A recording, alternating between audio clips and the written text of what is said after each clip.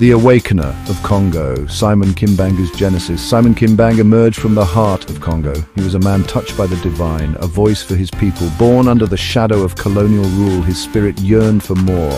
His calling was clear, his path set by a power greater than himself. He rose not as a warrior with weapons of iron, but as a spiritual leader, armed with faith and a profound vision. His words found fertile ground in the souls of the oppressed. He offered a message of hope when darkness seemed to prevail. His journey began in Nkamba, a place that would become sacred. Kimbangu was more than a preacher, more than a healer. He became a symbol, a burning ember of resistance against injustice. His teachings were simple, yet revolutionary. They awakened a dormant spiritual consciousness within the Congo people. His movement grew with the speed of a bushfire in the dry season. This alarmed the colonial authorities, who saw him as a threat. They failed to understand that Kimbangu was not just a man. He had become an idea, an unstoppable force, an idea of freedom, of dignity, of divine justice for all black people. His mission, he often stated, was not of his own making. It was a sacred trust bestowed upon him by Almighty God, a mission to liberate, to uplift, to restore, not only for the people of Congo, his beloved land, but for black men and women scattered across the entire world. He spoke of a great spiritual awakening that was to come.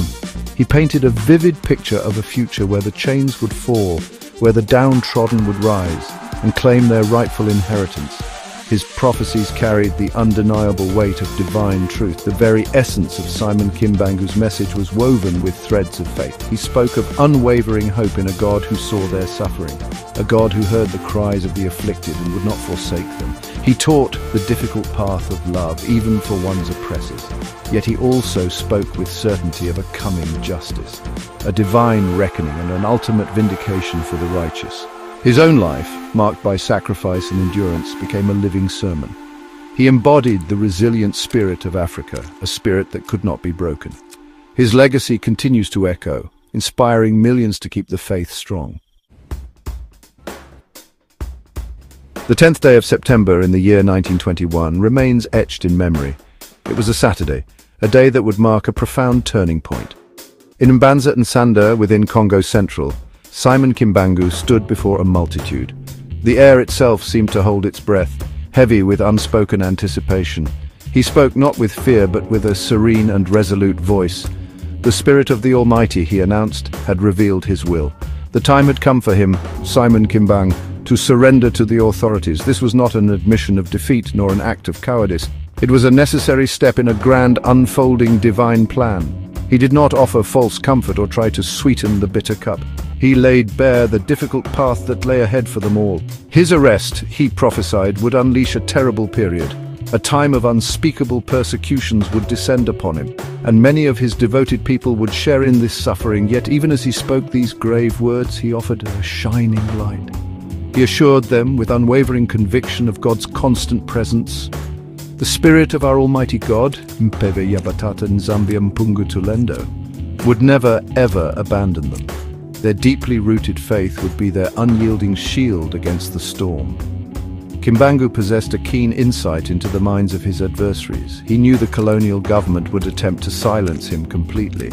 They would impose a very long silence upon his physical being. They would try to bury his voice, to erase his influence from the land. But he declared with bold certainty that his work was not his own. It was the work of God, and therefore it could not be destroyed. No human power, no earthly authority could silence what God had ordained. His powerful message of hope would transcend the highest prison walls. It would continue to live and thrive in the hearts of his faithful followers. He understood the fate that awaited his earthly vessel.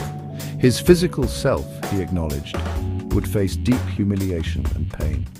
He would endure untold suffering at the hands of the colonizers. These were the people of the world of darkness, he called them. But his spiritual person, he proclaimed with strength, would remain indomitably free. His spirit would wage a relentless battle against all injustices.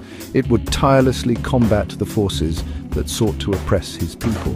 His decision to surrender was, in truth, a profound strategic maneuver, a calculated move in a far greater spiritual war for the soul of Congo. The prophet's words soon manifested into a grim and painful reality. Simon Kimbangu was arrested, subjected to a mockery of a trial, and sentenced. His sentence was harsh death, later commuted to life imprisonment. A wave of severe repression washed over his followers. Their sacred gatherings were forbidden, their leaders hunted down. Their steadfast faith was tested in the crucible of persecution. The colonial powers, gripped by fear, sought to extinguish the Kimbanguist flame. They dreaded its remarkable power to unite, to inspire, to awaken. The terrible period was no longer a prophecy, it was their lived experience. Yet through all the darkness, Simon Kimbang's spirit remained unbroken. He was confined to a distant prison far from his beloved Nkamba. He endured decades of isolation, hardship and physical suffering. But just as he had foretold, his spiritual essence continued its fight. His example of unwavering faith in the face of unimaginable adversity became a legend.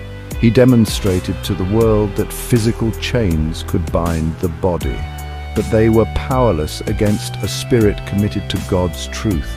His resilience became a beacon, a source of strength for his people. He proved that suffering could refine but not destroy true faith. He had implanted a powerful assurance deep within their hearts. The Spirit of Almighty God, he had promised, would never desert them. This divine promise became their steadfast anchor in the raging storm.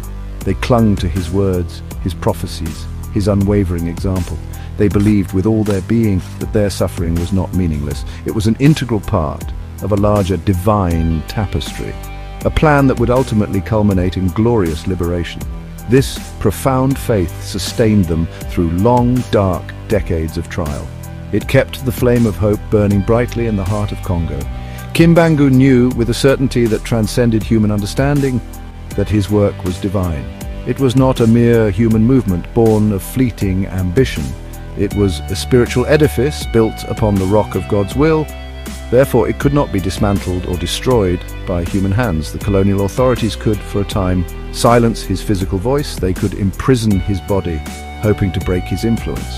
But they could not uproot a movement so deeply embedded in spiritual conviction. His enduring legacy stands as a testament to this profound truth. Divine work rooted in righteousness not only endures all trials, but grows stronger. Section 4, A World Reimagined Liberation and the Turning Tide. Simon Kimbangu's prophetic gaze stretched far beyond his own earthly trials.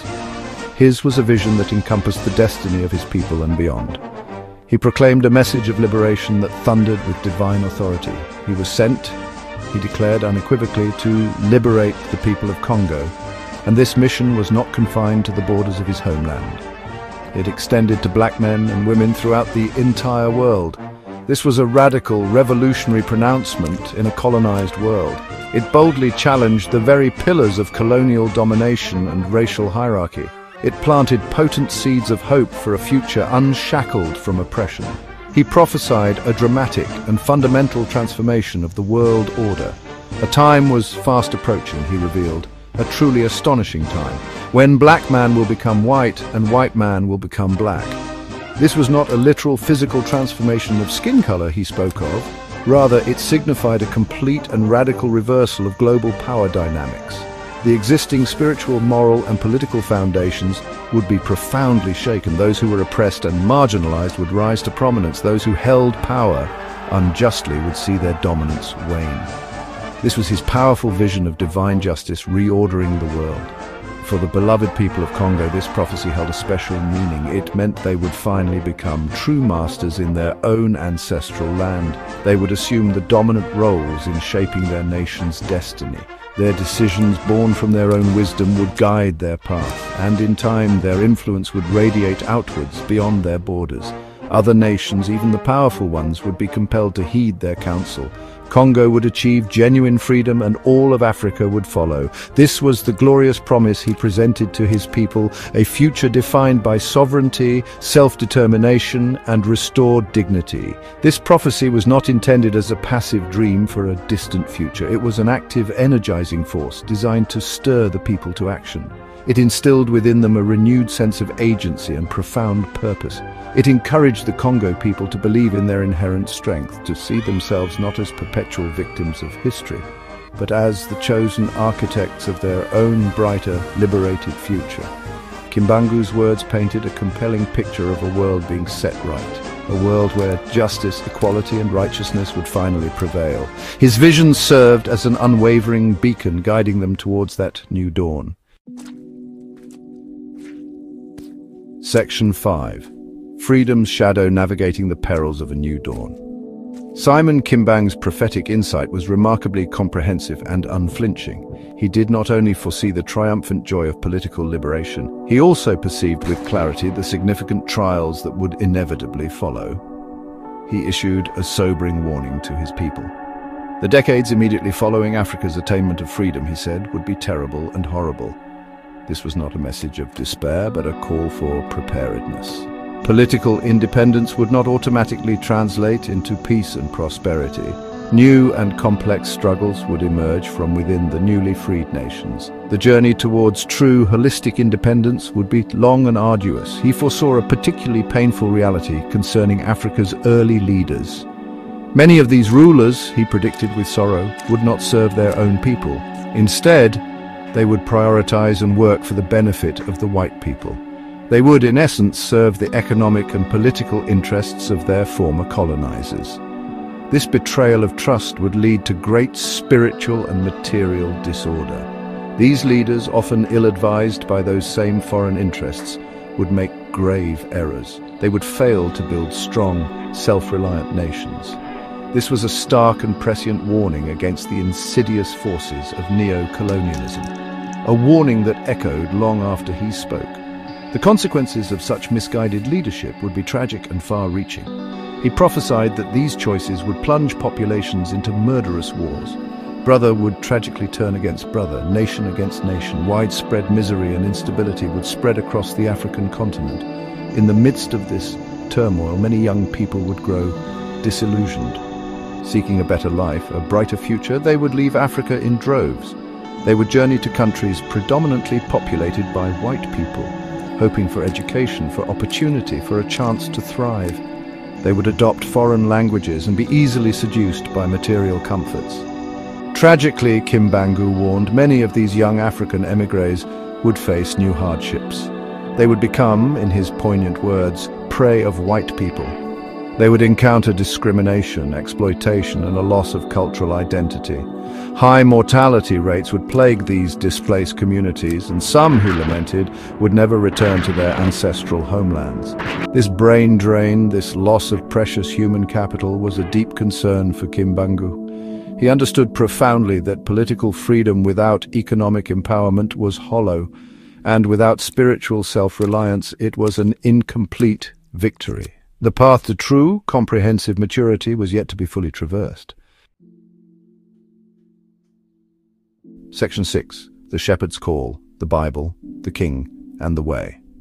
Beyond the turmoil and trials, Simon Kimbang's vision pierced through to a time of profound growth.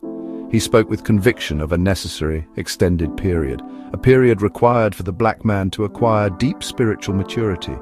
This spiritual maturation, he taught, was the essential key. It would unlock the doors to genuine financial independence and self-sufficiency. This achievement would fulfill what he termed the third step in their journey. This was a transformative path from mere political freedom to true holistic self-reliance, guided by spiritual wisdom and inner strength. It was the pathway to complete and lasting empowerment for his people. Following this crucial period of spiritual cultivation and maturation, a new era would dawn. A great divine king, he prophesied, would be born into the world. This king would not be an ordinary ruler. He would possess immense threefold power. He would wield spiritual power, scientific power, and political power in harmony. Simon Kimbangu identified his own role as the representative of this coming king. This future leader, endowed with divine authority, would be the one. He would effectively liquidate the humiliation that had been inflicted upon black people. For centuries they had suffered. This king would restore their honor. He would re-establish their rightful and dignified place among the nations of the world. Amidst these grand sweeping prophecies of future glory, Kimbangu offered vital, practical guidance. He earnestly urged his followers, even in the midst of severe persecutions, to cultivate love in their hearts, even for their occupiers and tormentors.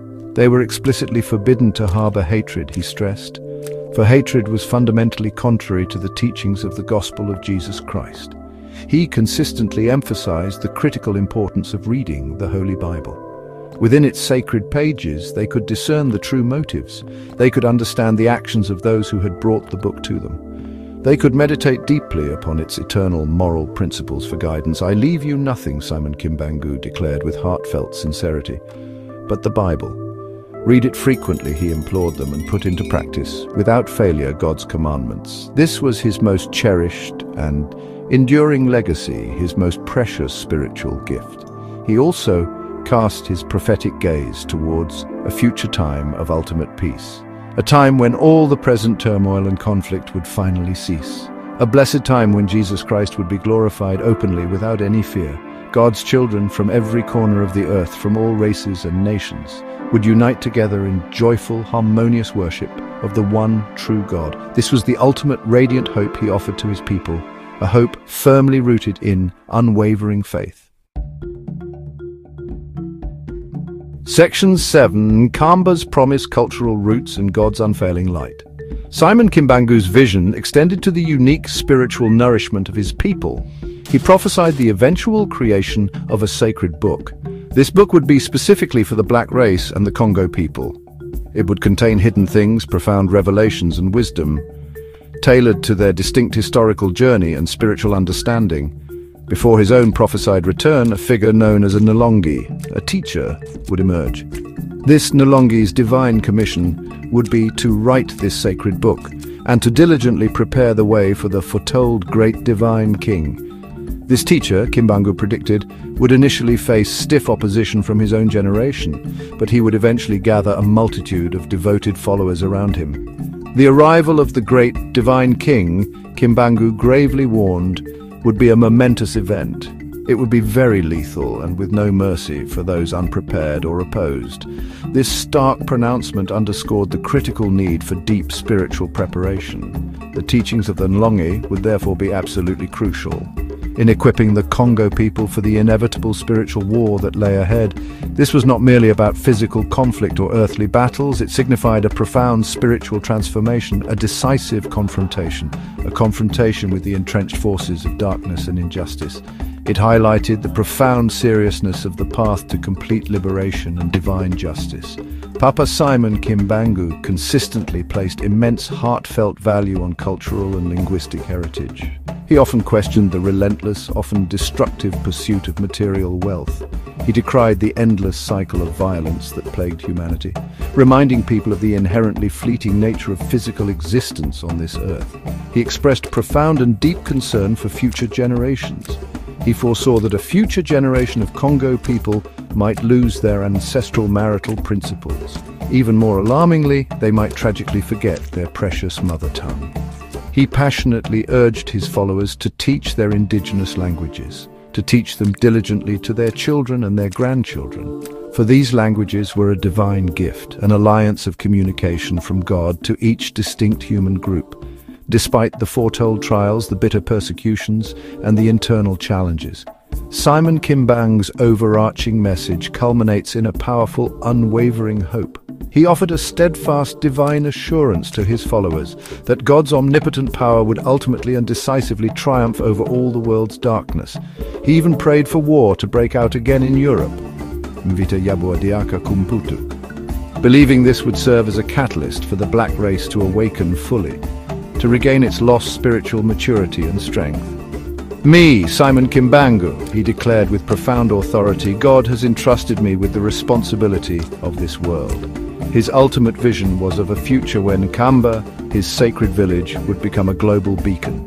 It is in Nkamba, he prophesied, where all nations and all races will flock to worship God, fulfilling Isaiah's ancient prophecy of God's Spirit being poured out upon all flesh, bringing forth a new era of divine light.